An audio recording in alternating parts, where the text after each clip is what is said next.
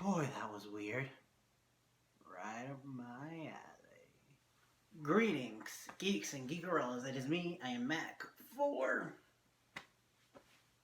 talking about another new show. Last week it was Stumptown. This time it's Almost Family. I'm about to get into the swing of things, but still, that's starting on Sunday. Wow, time flies. But that's it for now. Till next time I'd be on. No, I'm just joking.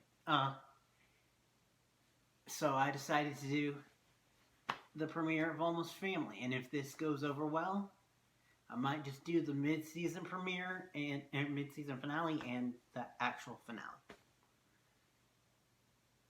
Because, spoiler alert, I really enjoyed the show. Now, speaking of spoiler alerts, I'm about to go into detail about the plot of the episode, the premiere.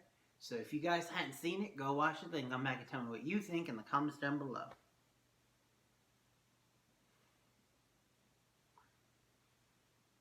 Now, just heads up, I don't remember any of the character names, so I had to get my fire to help me recall the names as I go along.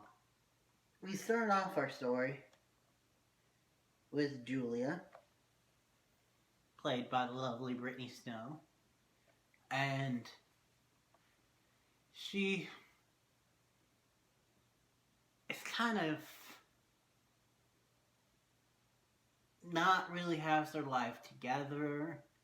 She sleeps with a random dude that she found on a dating site. Like, she legit tells them, I just want to do it, so is that okay? And he says okay, and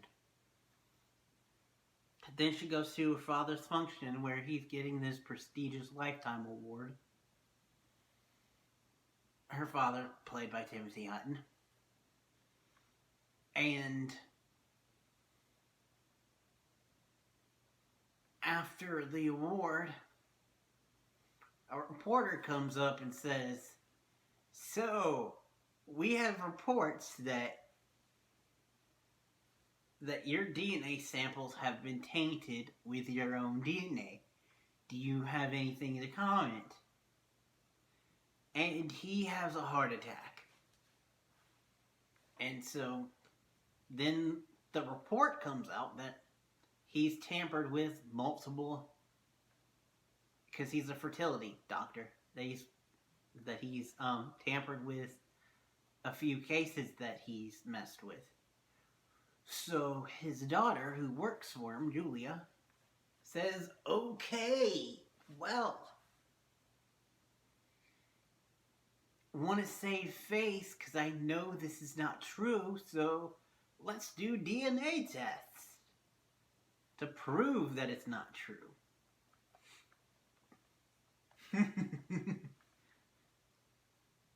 Little does she know, but and I would say spoiler alert, but you know that from the trailer.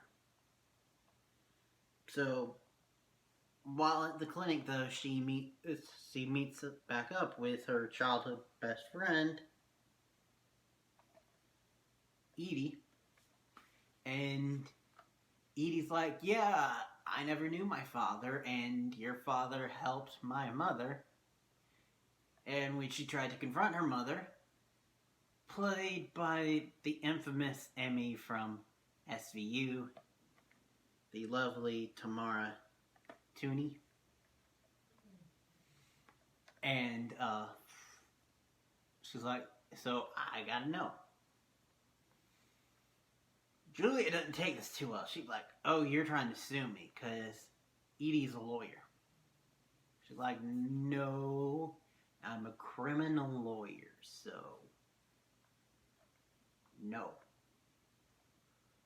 But then also showing up is former gymnastics star Roxy, played by the lovely Emily Osment, and I forgot to say this earlier, but playing Edie is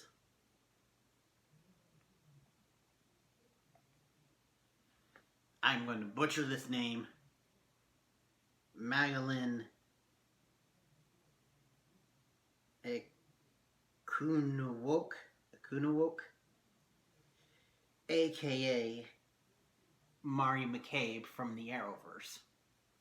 So, awesome. Leading ladies here. But they all meet for the first time, and things don't go too well.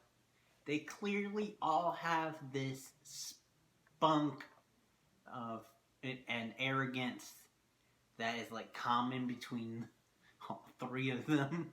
So clearly they're related. But yeah, so they meet, but things don't go too well. So Julia's like, okay, things couldn't get any worse, could they? Well, then showing up to the clinic is the dude that she just slept with at the beginning of the episode. And not only is he married, but he came in for a DNA test. So there's a good chance that she slept with her brother. What the fuck is this show? And so Julia is really feeling the feels from all of this. And her father's finally out of the ICU, so she goes to confront him. And he basically tells her the truth. But he's so methodical and scientific about it. Like, she even tells him about the fact that she might have slept with her brother. And he's like, I accounted for inbreeding, but the probabilities I found were too low. She's like, what the hell, Dad? Runs back into Roxy. Roxy's trying to connect because her parents were clearly like show parents, child star parents that are trying to milk every ounce that they can get from her, even though her star has faded. Also, meanwhile, Edie's going through her own stuff. Her husband, every time he tries to touch her and get intimate, she pulls away. She meets back up with an old client. It's supposed to be like gal pals meeting together, but there's clearly a spark, so clearly a reason why her marriage isn't working. So all of their lives are imploding. But like I said, Roxy tries to confront Julia about having a family and being family. And she's like, we're not family, and pushes her away. Of course, this brings her to the brink because she left her parents. And now her new family is rejecting her, so she's feeling all alone. Julia goes back to talk with her father after the police come in and have a warrant to take all their files and stuff. So he says, yeah, I have a laptop at home. I need you to destroy it. It's evidence of the crime. So she thinks about it, even consults the spirit of her dead mother, being like, I know you used to hide all of his problems, but I can't do it anymore. So she anonymously turns in the laptop to the police. And of course he gets arrested. But also, Edie has a fight with her husband when once again he tries to pull back. She tries to be intimate with her, and she pulls back. And he's like, I can't take this anymore. What's going on? And tries to confront her about the issue, but she clams up, leaves, and then goes to, at the very least, make out with the chick from before. And then realizing, oh shit, what did I just do? Goes to her old friend Julia and tries to reconcile with her and be like, help, I've got nowhere else to go. Meanwhile, before then, Julia actually noticed that Roxy is imploding on social media, which we get to see Emily Osment seeing, which, damn. The three of them basically, they all stay the night at Julia's place and wake up to find out that yes, they are indeed matches. The DNA test is back. I really like this. It's a really good start. I know this is based on another show, like this is an adaptation, but I haven't seen the original. But still, I really like this, and I like the chemistry of the three leads. I can't wait to see where we go from here. Timothy Hutton's character is very much supervillain-esque, and I did not expect that from the trailer, so that's interesting. Can't wait to see where we go from here. Thank you guys for watching. Let me know what you think about the show in the comments down below. And I will see you again for Titans, the regularly scheduled show. Though that might be a little bit late if I can actually go get to see Joker Friday. Anyway, that's it for now. Thank you guys for watching. Till next time, and beyond. Man, I love it when shows get weird. That's why I like to call myself the Warden of the Weird. Warden